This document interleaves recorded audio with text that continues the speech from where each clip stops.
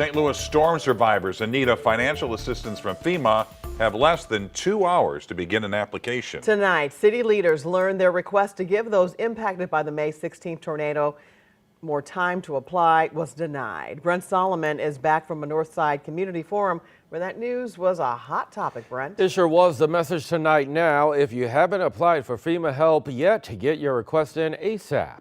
Leaders say you don't have to have all of your documentation and all of your receipts in place just yet. You just have to have that application started by 12 a.m. That's not the outcome city officials wanted. We went back to them and said we are still having about 300 or more people coming into the disaster recovery center a day that are new signups. We really need an extension. But unfortunately, they told us that we didn't, quote, meet their criteria of need. Board of Aldermen President Megan Green expressing her disappointment with the federal government denying the city's request to give those impacted by the tornado more time to apply for help. FEMA granted a 15-day extension earlier this month. That time is now up. We've gotten a fraction of what we have seen in other disaster areas.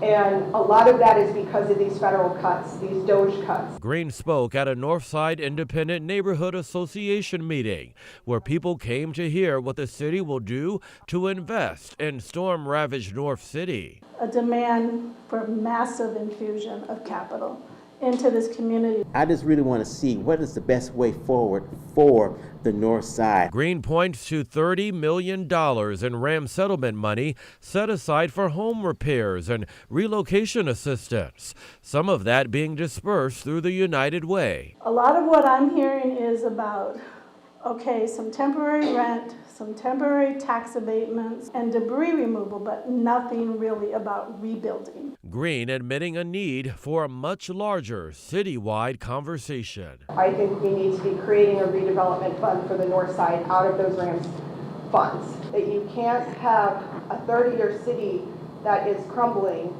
and people leaving and tax base dwindling and think that that is not going to affect the entire city. And so everybody in this city has to care about what's happening in the North Side. Green says the city is making another request of the federal government to allow the U.S. Army Corps of Engineers to remove storm debris that's still lingering across the city. If the city removed it, it could come with a $700 million price tag. Green says the state is even willing to offset the cost if the feds sign off. 2 disaster recovery centers will remain open until further notice to assist storm victims. For more information on how to apply, text the word FEMA to 314-425-5355 and we will send you a link.